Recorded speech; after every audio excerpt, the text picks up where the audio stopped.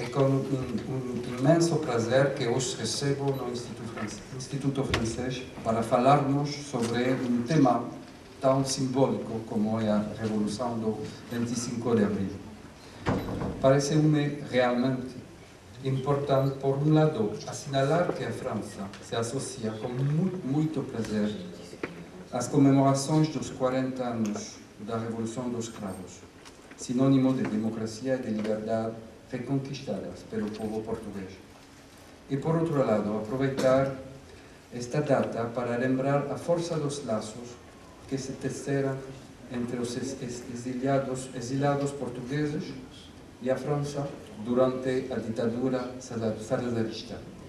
Moderador de um painel, como se diz, que me honra tanto.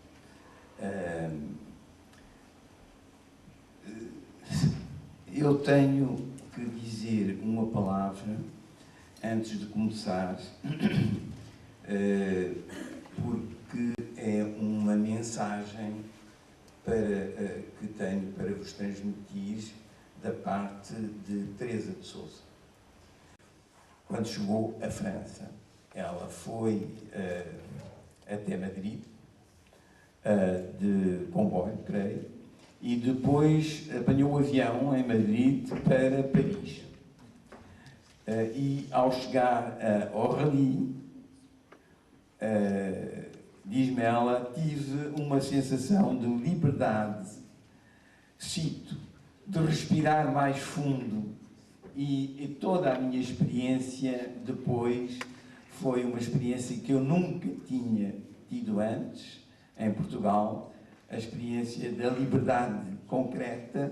Para mim, fantástico ter estado 4 anos e meio em Paris, porque aprendi imenso e tive a honra de me tornar amigo de grandes figuras, como, por exemplo, Mitterrand, para não irmos mais longe, mas conheci também o Guy Mollet, mas conheci também o Jospin, mas conheci as grandes figuras do tempo, e eu até depois fiz uma coisa que talvez não pudesse fazer, mas enfim, não devia fazer. Enfim, eu mandava artigos para Lisboa, para se publicarem na República, que é um jornal socialista. Mas a verdade é que eu chegava lá, tinha um nome, Mário Soares, era riscado de um lado para o outro, e eu disse, não pode ser, este não pode, está censurado. Bem, eu disse, como é que eu vou descansar esta volta? E então, resolvi, e disse ao meu querido amigo Raul Rego, que era o diretor da República, disse ao Rego, arranjei uma maneira de você conseguir que os meus artigos passem. Então qual é? Bem, você vai dizer que eu me chamo Clã d'Estaing. Clã d'Estaing? Sim, Clã d'Estaing, porque eu sou clandestino. Você, Clã d'Estaing. E você chega à censura e diz assim, clã, sabe, este clã é do Valéry Giscard d'Estaing. É primo. Vocês deixem passar os artigos, porque senão há um problema com o governo francês. Bem, e isto, a verdade é que a censura, eu passei a ser clã d'Estaing, clandestino, e como clandestino, toda a gente passava os meus artigos todos. E ele lá se foi embora. Mas isto é para dizer, Sr. Embaixador e minhas senhoras, que eu tive 4 anos e meio em Paris, verdadeiramente deliciosos. E costumo dizer esta coisa extraordinária. Por muitos anos que eu viva, não posso deixar de agradecer ao Marcelo Caetano ter-me mandado para Paris.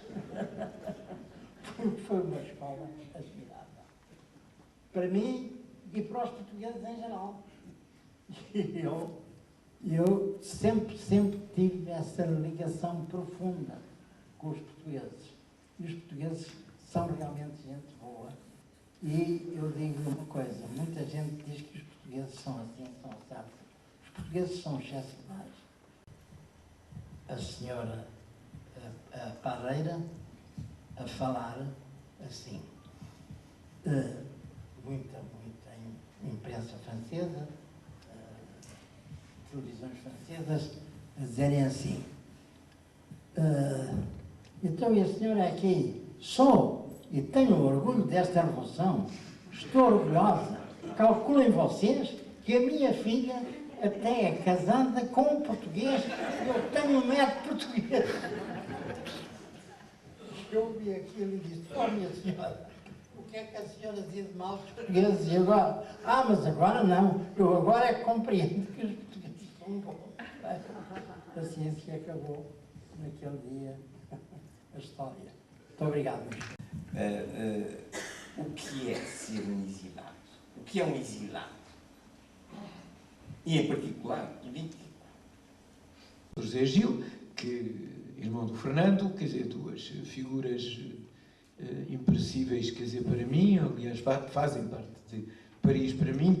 O período de Paris, que não foi simples, em todo caso, é seguramente aquele que mais me marcou naquilo que eu gosto de chamar o ponto de vista existencial, com as suas dimensões também intelectual, cultural, etc. Mas realmente, digamos, foi aí que as minhas tripas, enfim, se ajustaram praticamente até agora, embora, enfim, os 40 anos passados. A atenção para a especificidade da França nos anos 60 e 70 até ao 25 de Abril. Aquilo que eu próprio fiz, já tratei até uma vez num textozinho, como os 3 Es da letra E. Os exilados, sem dúvida, sobretudo os desertores e refratários da guerra colonial, que eram o maior número. Um grupo do qual se fala mais ocasionalmente, mas que é muito importante, e apesar de tudo já foi aqui mencionado, mas que eu categorizava, aliás, o José Gil e o Fernando Gil pertenceriam tanto a este grupo como ao dos exilados, que é aquilo que eu chamo o grupo dos expatriados. Portanto, começo por pôr, digamos, nuances na noção geral de exilados. Em parte ligados aos exilados, em parte autónomos, até por razões geracionais, e é todo um movimento de expatriados, portanto, pessoas em que a dimensão política, não sendo inexistente e, em muitos casos, sendo importante, não era exclusiva, digamos assim, não é?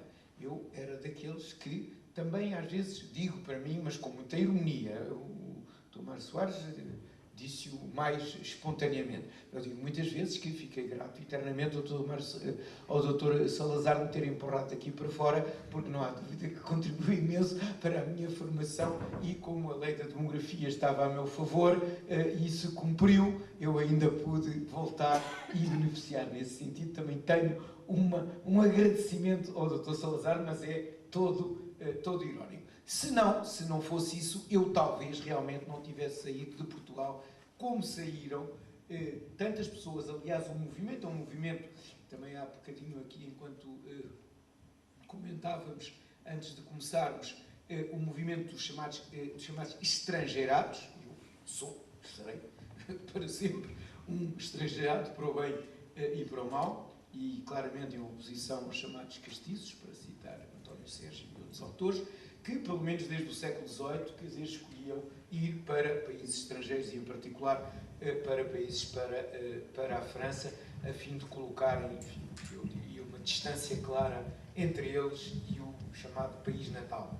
Muitos escritores, mas muitos cientistas também, filósofos, já citei, e talvez o grupo mais numeroso, que é o grupo dos artistas. Alguns da minha geração, que, portanto, misturavam, aliás, aqui, artistas não só de pintura, de escultura, mas de teatro também, pessoas que sentiam que a sua vocação de artistas não tinha, digamos, cabimento no Portugal na altura. Estamos a falar do princípio dos anos 60, meados dos anos 60, sobretudo a partir do momento em que se desencadeia a guerra colonial em 61, mas também de gerações anteriores e pessoas que tinham escolhido, digamos, imigrar por motivos de vocação intelectual, artística, até pessoas que não conheciam bem, que era o José Escada, mas os seus amigos que fizeram o grupo do QVI, por exemplo, foi um grupo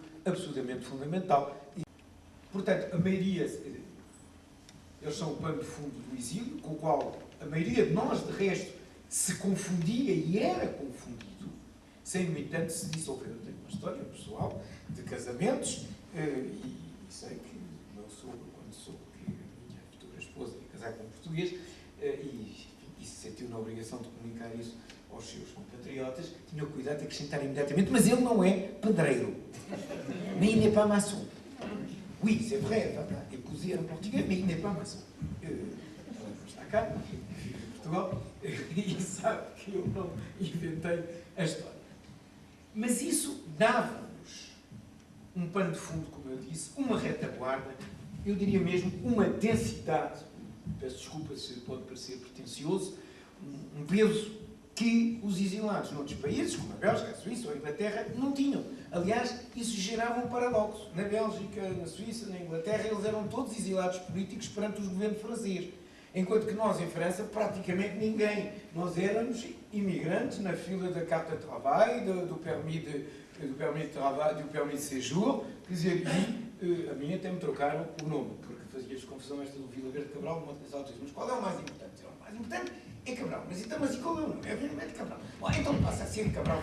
E é sempre o meu permis de séjour, que eu ainda tenho, preciosamente, diz Monsieur Cabral Tarcísio Vila Verde. Mais do que país, França, e o governo francês e as autoridades francesas, sobretudo aquilo que hoje há quem depreciativamente falam depreciativamente, mas para nós continua a ser uma realidade fundamental, que é a cultura francesa. Whatever that means, nós sabemos muito bem o que ela é e para que é que serve. E serviu e continuaria e deveria continuar a servir. Na nossa geração, a França ficou como uma marca. Nós já éramos, digamos assim, o nosso grupo sociocultural já era afrancesado, já lia francês, muito mais frequentemente do que inglês. Merci beaucoup à nos invités. Obrigadíssimo ao Dr. Mário Soares, professor.